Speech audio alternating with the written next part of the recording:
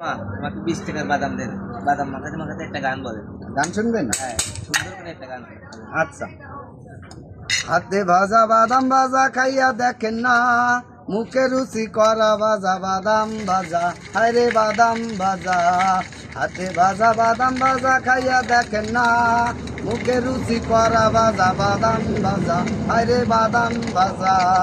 যদি কানে মাখাইয়া দেব টেস্টি করিয়া, যদি কানে মাখাইয়া দেব টেস্টি করিয়া, মুখে রুচি বাদাম ভাজা, হায়রে বাদাম ভাজা।